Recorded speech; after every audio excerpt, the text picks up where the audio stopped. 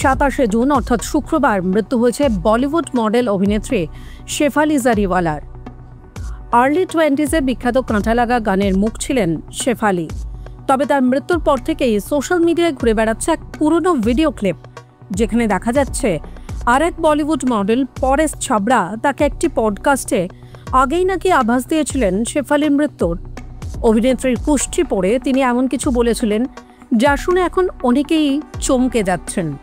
তবে all India সিনে workers association নিশ্চিত জানিয়েছে শেফালির মৃত্যু হয়েছে হৃদরোগে। 27 জুন সকালে হঠাৎ করেই শারীরিকভাবে অসুস্থ বোধ করেন শেফালি জারিওয়ালা।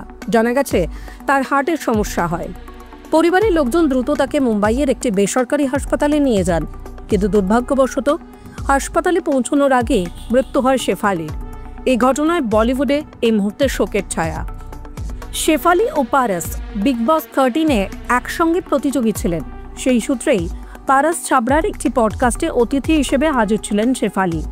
সেই পর্বে পারস তার কুষ্টি দেখে বলেছিলেন, তোমার অষ্টম ঘরে চন্দ্র, কেতু আর বুধ রয়েছে। চন্দ্র আর কেতু সংযোগ খুবই অশুভ। এই ঘর সাধারণত হঠাৎ করে মৃত্যু, গোপন রহস্য, মানসিক অস্থিরতা এবং তান্ত্রিক শক্তির দিক দেখায়। বুধের সংযুক্তি মানে নিউরোলজিক্যাল সমস্যা ও দুশ্চিন্তা। পারসের এই কথাগুলো যেন বাস্তবে মিলে গেল বলেই মনে করছেন অনেকেই।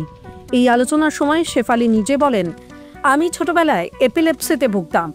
15 বছর বয়সে প্রথম সিজার হয়। তবে চিকিৎসা, যোগব্যায়াম, মেডিটেশন এবং লাইফস্টাইল পরিবর্তনের মাধ্যমে আমি আজ 20 বছর ধরে একেবারেই সুস্থ।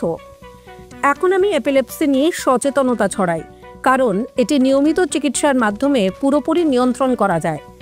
শেফালির মৃত্যু সংবাদ সামনে আসতেই পারস ছাবড়া একটি পুরনো ছবি শেয়ার করে লেখেন, কার জীবনে কতটা সময় লেখা আছে তা কেউই জানে না। ওম শান্তি। আজ আর শেফালি নেই, কিন্তু তার একটি পডকাস্টে কিছু বলা কথা আর সেই জন্মথকে বিশ্লেষণ এখন সবাইকে ভাবাচ্ছে।